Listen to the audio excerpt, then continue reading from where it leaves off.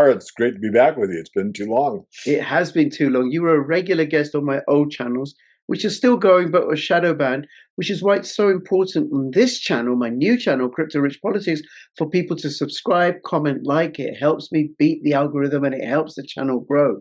So do you just want to say for people who are new to you, because they haven't come over from the old channel, the new subscribers, who are you, what are you, why are you, and where can people find out about you? Because it's the first time you've Yeah, been I on think this I one. can do that succinctly for a change. No, just go to the main website, the landing page, themorganreport.com. It's themorganreport.com. All you need to do is hit the About tab. You have my bio. You scroll down on the About tab, you'll see a film called The Four Horsemen Film, which is well over a decade old now, but it's as pertinent now as it's ever been. It really reviews the end of the age of empire, which is where we are right now. And I've just been an advocate for freedom more than anything else. My mission statement is to teach and empower people to understand the benefits of an honest monetary system.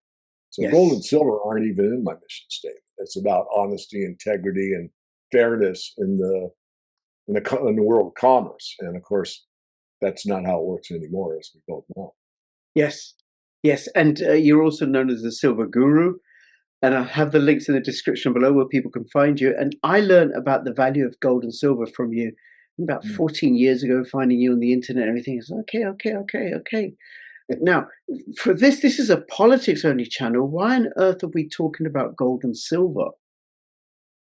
Yeah, I think it does silver have any political implications? Does silver have any tie to freedom? I think those are the main themes that we could talk about. And the short answer is yes. Silver has long carried a freedom charge with it, especially for the ordinary people. It's called the poor man's gold. It's not in a mystical way, but in a very practical, political way. Let's snap some of that into focus and contrast it to the gold sector. So gold has always been the metal of central banks, sovereigns, empires, and basically the elite and elite settlement. But silver contrasts that. Silver has historically been for wages, common worker, market money. In other words, what you take to the farmer's market to buy fruits and vegetables and clothing and lumber and all this everyday stuff, the everyday exchange rate. In other words, it's the people's money. And that difference matters politically. You've got the, let's say, very wealthy, and some of them are gold only to this day. I mean, I've been at these investment conferences for 40 years or more in some cases, and I've run into a few, and it's like I don't want to talk to silver. I mean, they point their nose down at you because I'm a gold guy, a gold only guy. In fact, there's one guy in London. Oh, I don't know, it's my third or fourth time over there, investment conference. Friend of mine's running the conference, and this guy comes by. He was a hedge fund manager, and he looked at what kind of watch I was wearing. Well, I was doing triathlons in those days, so my watch like a plastic watch, right? And he's all like, "You don't have at least a Rolex," And I just could already tell that I was going to melt with this guy, right? And he said, "Well, we have so much money to manage, we can't even buy silver. We have so much money." And he walked away, and he kind of snubbed me, and I took it a little bit. I mean, it did get me going somewhat. I thought, dang it, if I'd only remembered at the time to say, well, I know it's probably too big for you, or too little for you, but it wasn't for Warren Buffett. He just put in, bought 130 million ounces of silver, 5 weeks ago, or whatever it was. Anyway, I digress, but no, so that's the part between the yellow brick road and the Wizard of Oz, where the bankers are leading everybody to a gold only standard and taking silver out of the money supply. That's what the Wizard of Oz is all about. And now let's talk about why the elite. Do you want me to stop me there? Because I want to talk Yeah. about why the elites prefer gold over paper. But anyway, Well, thank you for saying that. And it is that silver and gold are money. And gold is the ultimate form of money. Everything's measured against gold. All assets ultimately end up being measured against gold. I just want to say it's Friday the 23rd of January at 22:21 hours in the UK as we're recording this, and people can see that it's still warm and sunny in England at at 20 past 10 in the evening in the UK in January, right? But silver closed at, I think, $102 this evening. I'm not sure what gold closed at, but it was pretty close to all-time highs. And silver's at all-time highs. What is happening that the price of them is going up like this? Well, there's lots of factors. I mean, the off the cuff, true and kind of smarty pants kind of answers. There's more buyers than sellers, and that's what moves any market. Market moves up when there's more buying pressure, moves down when there's more selling pressure. But I think the question that really can't be answered is why. But in a larger context, I think we can at least examine the main why, and that is because all fiat fails, and we're getting into a position right now on a global basis where the US dollar is being trusted less and less and less. And now, what I talked about probably 16 years ago when you found my channel, I was talking about monetary debasement, that gold doesn't change. An ounce of silver doesn't change. What changes is the currency is debased against that constant, and it becomes worth less and hopefully not totally worthless. And that because of that fact, we know something in advance that the chances of this currency not having problems in the future and bringing worth less in the future is almost inevitable. And therefore, you should protect yourself by having real money. So, I mean, that's the main thing. And then, if we could go on from there, why the elites prefer gold, it's when the money system's centralized, three things usually happen. Gold is pulled upwards into vaults, treasuries, and banks. Silver is demonetized or sidelined, and paper replaces both because paper is controllable. That's sort of a three-bullet statement of the monetary history. And once its paper fails, you go back to those who own the gold makes the rules. Oh, you mean the bankers? And then they have it in the vaults and they start issuing, let's say, paper currency against their gold, replenish the banking system with that ability. Silver is usually not put in the mix or dismissed, basically. And now the paper takes care of gold until they cut the tie, like we did in 1971 in the US, reneged on our contract with the world to replace a ounce of gold for 35 for 35 US dollars. And so this isn't accidental. I mean, this is really deliberate. On a silver based system, which we were worldwide on a silver standard at one time, that requires real production. It limits leverage. In other words, there's not as much leverage as silver because in a silver standard, more so than a gold standard, really, you use dimes and quarters and halves and, notes that convert directly, like a silver certificate is redeemable for $1 in silver at the treasury. Anyway, the point being is less leverage in a silver standard. There aren't nearly as many credit bubbles, and it distributes the money supply very widely. So that's where you have the real power because the power is with the people, not with the bankers.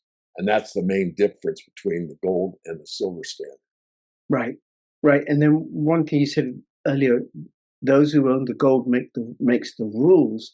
And one of the things I don't know if people know that whenever I know like the last few wars or the wars that have been fought over gold, especially where gold has not necessarily been a factor, but has certainly been key. Like one of the reasons I've heard why Libya was destroyed was because Gaddafi was threatening to put back the dinar with gold.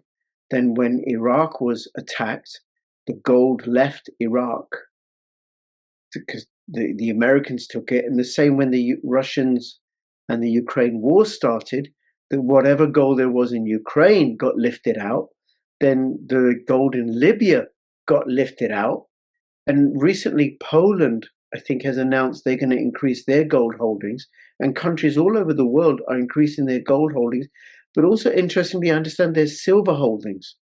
And China recently announced they're not going to export any silver, and they're one of the world's largest producers. So, what are the ramifications of China making that decision, and Yeah, why have everything they you made that said, decision? Everything you said is correct except the last statement. They're not going to export. Yeah, they are going to export. They're Oh, just licensing, making everyone license with their, I'll call it federal government, with the CCP, the political powers, and you need to have an agreement with them to export, but it doesn't mean they're not exporting. right. So a lot of the bigger refiners, so about 60%, some say 70.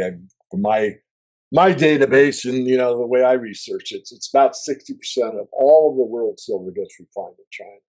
But a lot of that silver comes from XYZ mining in South America, ships on a ship from South America to China as concentrate, gets refined into 999 fine silver, LBMA quality or COMEX quality silver bars that get shipped back to whoever bought the silver. And so that isn't going to stop because of this licensing agreement. Most of those places are already either licensed or, for practical purposes, licensed. In other words, the government knows where the silver is coming in, where it is refined, and where it's being shipped out to. So they just want to make sure that nothing slips through the holes. So in other words, everyone that's going to export silver has to be licensed with the government. But it hasn't stopped any, I won't say it has stopped any, but it hasn't stopped the lion's share of what's already been taking place for quite some Right. Okay. Now the silver concentrate's interesting because I didn't know about that. I know about the was it the doré bars, which is unrefined lumps of silver and also of gold, right? But the time. Right. silver concentrate is a liquid, and No, well, none in a flotation circuit, it can be it's a liquid, is it but liquidish? concentrate. You can think of like black sand, real Right. fine sand. That's what it looks like as a concentrate in that form, and then that form can go into a flotation circuit. There's several ways you can you know get to the final product. Doré is one of the easiest ones where you actually have kind of a real crude smelter on the facility. You just dump in whatever ore you've got, which is usually a combination. It can be gold, silver, and some other metal, or copper or whatever. And you get a big brick that's a crude pour, no specific weight or anything. It's got all three or four or five metals in it, and that big block of metal goes to a refiner, and they separate out the gold, silver, and whatever else is in. And then you get paid for you know you get paid for the metal. Right. Okay. All right. So the concentrate's not a liquid, but it's a fine powder, but it's moved by ship. Because one of the things about a few months ago, maybe a month or so ago, retired General Blaine Holt, the U.S. Air Force general, on my channel with Ian Burlingham, ex-Green Beret, were talking about what was happening with Venezuela. And one of the things they speculated, was that the ships that were moving through the Caribbean included ships that were carrying concentrate, silver concentrate, which would have been incredibly valuable. Eh, Yeah, I mean, it depends on how good the ore grade is, but yeah, it can be. I mean, once you get it to that level, it says concentrate. You've concentrated out, you know, everything. I mean, it's not pure silver, of course, but it's similar to doré. It just hasn't been moved from that sandy form into, let's say, a block of metal. But then there's other ways. I mean, you can have liquid silver or silver nitrate and other things you can precipitate out. So there's lots of ways, but concentrate, is basically what I just said. right. But yeah, Okay. there's all kinds of forms, and what a lot of people don't know is that a lot of, let's say, concentrate silver doesn't go into 1,000 ounce blocks. A lot of it does, but for the industrial side, it becomes shot and wire and mesh and all kinds of things for electronic industry, solder. I mean, there's so many applications for silver, as you know, CR, that why make it a block only to have to take that block and turn it into mesh or turn it into wire or turn it into solder. So a lot of that processing, you might say, goes into industrial forms that I don't know them all, but there's so many that are used. Silver paste for solar panels. So there's all kinds of, give me the raw material and I'm going to make in I just named 5, 6, 7 different forms of silver that's needed for different applications, and silver has, 10,000 applications. There's so many applications for silver. It's real. And what about the use for silver in weaponry? Because there's all these noises about wars and all the friction that there is between different countries. And it does seem the world is a whole lot more unsettled than, say, it was 10, 20, 30 years ago.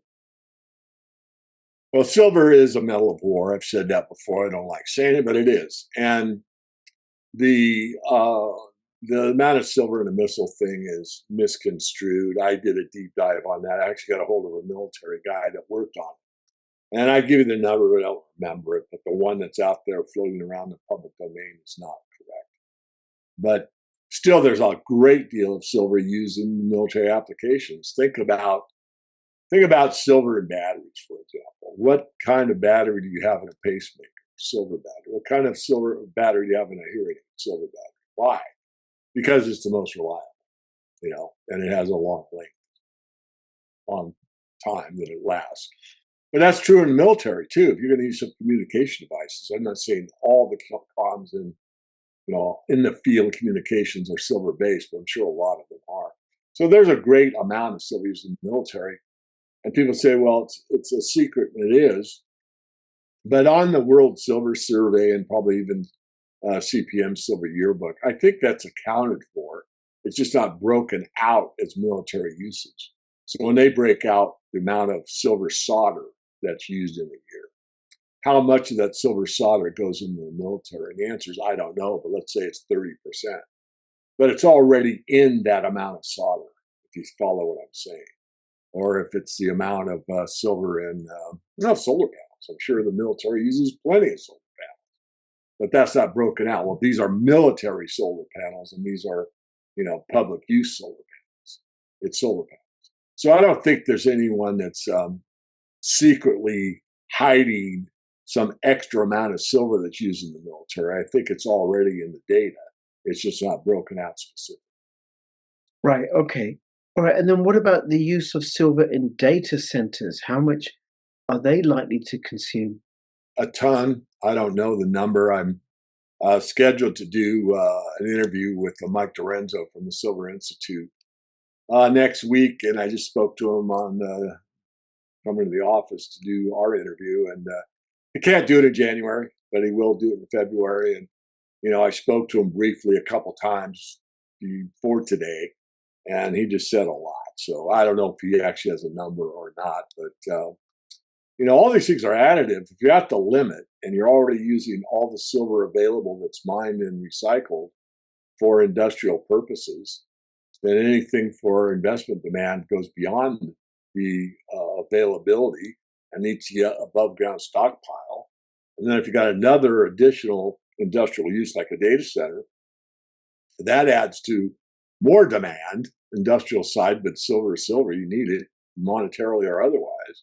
So it just keeps forcing the above ground stockpile depletion at a greater and greater rate, actually, especially if you factor in there'll probably be continued and increasing, in my belief, monetary or investment demand for silver because of what's happening in the debt markets, the bond markets, U.S. Treasuries, and what people think about the debasement trade. Okay. All right. Well, let's turn to those, right? Because one of the arguments that I've heard out there, and certainly espoused by Tom Luongo, who's a regular guest on my channel, is that China and the United States are not necessarily working together, but they're both out to break the grip that the LBMA has on the pricing of silver. So the LBMA, the London Bullion Metals Association, based in the city of London, has I suppose because of the legacy of the British Empire, has a say on how gold and silver are priced. But the British Empire isn't what it used to be. And Britain is certainly not the producer that it used to be. Whereas China and the US, certainly China has a lot of manufacturing. And like, well, wait a minute, we use the silver and also we mine a lot of silver. Why does London get to price it? Exactly. Well, there's no, it's very, very clear at this point that the Shanghai Metals Exchange, Shanghai Futures Exchange, and Mumbai are really the centers of physical demand for silver. And I have to digress a bit. When I was in Beijing and met with the Mining Bureau, I was there for a week and a half or so. I got up to pretty near the top of the CC, not the CCP, but I forget the name of their main bank, but the Central Bank of China, and got in with the pretty top level folks, and brought up the monetary value of silver and the opium wars, and they just kind of laid off on that. And so, of course, I stopped the conversation. But I could never stop thinking that maybe there was something there that I touched a nerve, and maybe later on down the road something would take place. And here we are. I think Tom, as usual, is pretty spot on. And the LBMA has been. I call it the Anglo-American Empire. I still think that London's probably in cahoots with New York, but regardless, there's the LBMA is losing a lot of control in the metals field, and I think that will continue. And obviously, China is taking over, and that trend is a big shift because with this delta, the change between the London price and the Shanghai price of being roughly $10 the ounce will mean that that's the physical control of the dominance in the market comes from that side, so that arbitrage will continue until the demand is satisfied. And who knows when that will be? 2 weeks, 2 days, 3 months, 2 years? I don't know. I think it's a matter of months, but I don't know. Right. Right. And for people who don't know what the arbitrage is you buy, it's cheaper in London. You buy loads in London and then sell it in Shanghai. But Shanghai is just a physical exchange, isn't it? My Well, understanding is they they do don't. have futures exchange, but it was designed for industrial users. Is what it was designed for, physical. So Right. it's both, but it's a lot more cash and carry. Put up the cash and get the silver bar than all this. I won't say nonsense, but all the over papered silver derivatives market that exists primarily in the COMEX. In London, we don't know for sure because it's really not an exchange. It's an association, and it's called forwards, which are similar to futures. But we really don't have good tabs on how much is really out there. Right. Right. And for people who are not familiar with this, right, because this is a politics channel generally, but how it works is, David's in the LBMA, for example, and he's selling 100 kilo bar of silver, and you sell certificates against that same bar again and again and again and again and again. So it becomes a money printing exercise. 1 bar of silver, certificate set against it, resold many times. And as long as nobody claims, they say, listen, I now want my bar back, you can keep selling more and more certificates. And it looks like that game is slowly coming to an end because I think partly, certainly because of the industrial demand of silver, there's more silver being consumed than is being produced. Is that right? Being mined, David? Yeah, that's why we're depleting the above ground supply. We've been in a deficit probably for 4 or 5 years. So the way you make supply and demand meet is they have to equal. So there's a stockpile of silver over here, and we don't meet it with mining. So we take some and keep making it equal, and that depletes the above ground supply. There's still plenty of above ground silver right now, but at the rate it's being depleted, and the amount of silver that's got more than one ownership, as you just outlined, makes you scratch your head about how long will this actually last. And it's a possibility, perhaps even a probability, that the Chinese are just going to keep buying until that's answered by the marketplace. It's like, well, I want this much more, 1,000 ounce bars, and London can't ship them because they don't have them. And then what would happen? London gets to a point where "Look, we don't have any silver. What do they do?" Well, there'd be probably further repricing than there already exists.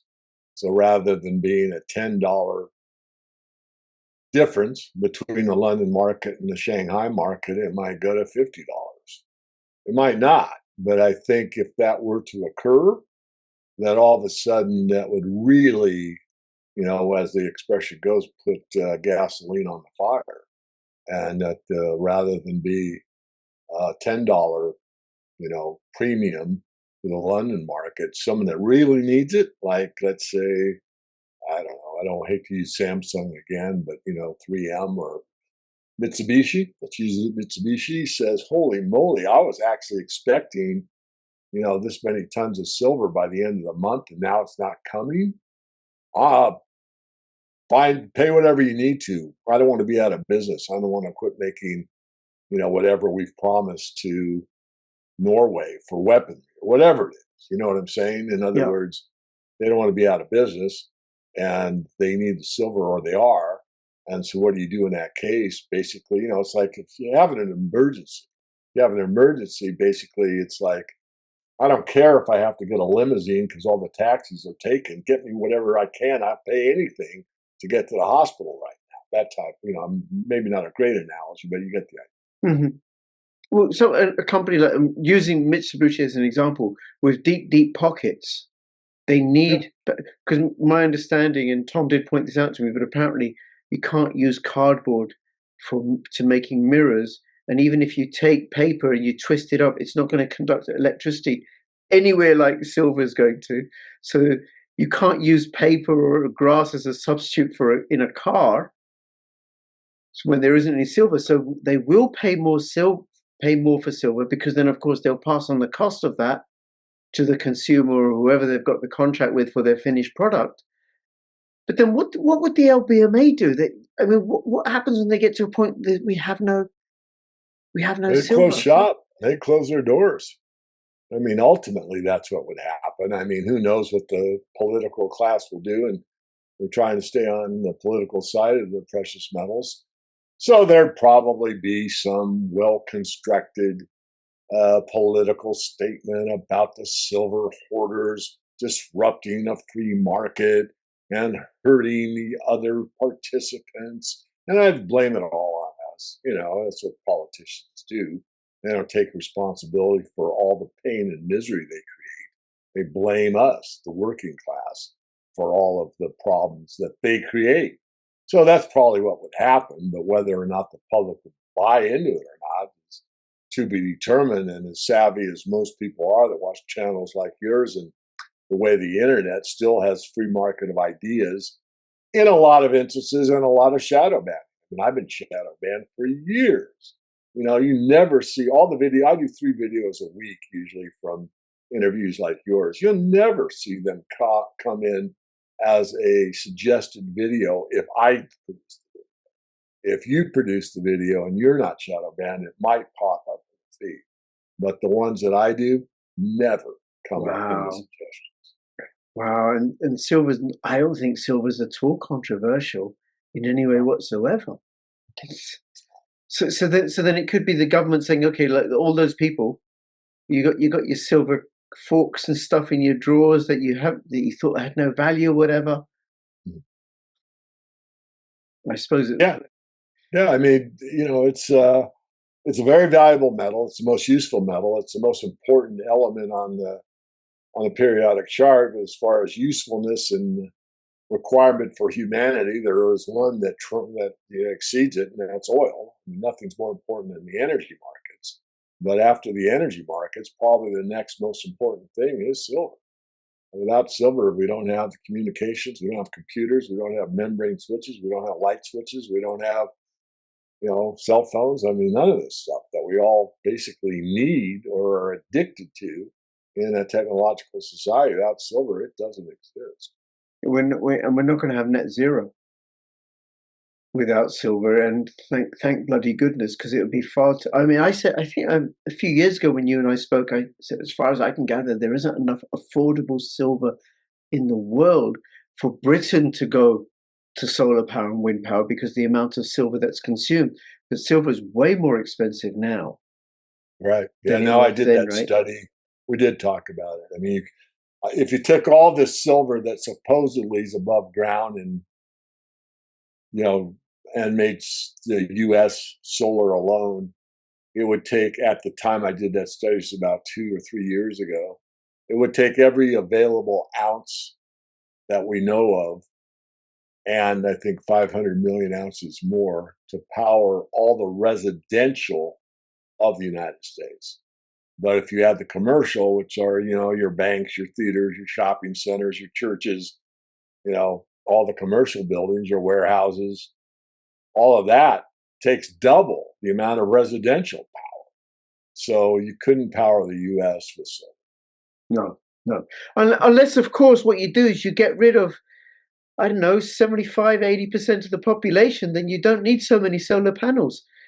Glad you said it, not me, because I had that discussion with another interviewer just a couple of days ago. I said, well, the oil crisis was a big thing, as you remember, peak oil, and we don't have enough, or no, we don't have enough, but the easy oil's been, taken, and on and on. Anyway, the point being is that, well, if you do have an oil crisis or a food crisis, I mean, if the population is cut in half, guess what? You don't have a oil crisis or a silver crisis. Yeah, yeah. Okay. David, anything else you want to say about silver and gold that you think might be Yeah, interesting? on the political side, real quickly, but so we morph into the paper system, as I said. So paper system enables debt slavery. It rewards financial engineering over labor, which is what the LBMA is about. I mean, the London city, it's all about finance. And, do they really produce anything? No, not really. And it allows quiet confiscation via inflation. So they're stealing our labor. They're stealing it more often with inflation, and the powers that be run these financial games that really don't produce anything other than slavery, or the inability to basically be a free people. In other words, you've got to be taxed and traced, and all this stuff, especially in the newer systems that are coming on board, where your amount of freedom becomes less and less. Yeah. Well, David, just on the tax thing, um, I'm involved in a campaign in the UK, notaxforwar.com, where people can actually withhold any and all taxes to local or central government using the International Criminal Court Act and the Terrorism Act, which doesn't exempt the UK government from its provisions. So it's a criminal offence in the UK to pay any local or central government tax because the government is violating the International Criminal Court Act and the Terrorism Act. And being involved in this campaign, now forgive me, David, if I'm a little late to the party, but it's occurred to me that we actually don't need to pay any taxes at all. And the only reason we pay taxes is, one, as a form of social control, and two, in order to feed the bankers. Because if we had a sound money system, or at least where the government produced, say, pounds or dollars, like the Treasury did, and released those into the marketplace, into the economy, that would be a whole lot better now, where the central bank lends the fiat to the Treasury at interest, and then the government then imposes taxes on the population in order to pay off the interest that the central banks are profiting from. So am I Yeah. on the right track here? Well, I think you are. I mean, I'm not in the UK, but it certainly makes common sense to me, and it sounds legit, totally legitimate to me. I mean, just going back in the United States history, I mean, the United States existed from 1789 until 1913 without a federal income tax. Did just great. One of the most prosperous times that there were. There was a temporary tax during the Civil War, and another income tax attempt in 1894, but never a formal income tax until 1913. And it is a way of social control. That's really what it is. And so, yeah, we can do fine without one. And I like the approach that you're taking, because I like putting the rocks in their wheelbarrow, make them push it uphill instead of them putting the rocks in our wheel. Absolutely. All right. Well, notaxforwar.com, right? Thank you. Thank you, David. I'll have the links in the description below. Please comment, subscribe, and like. This is Rich and David signing out. All the best. Bye-bye.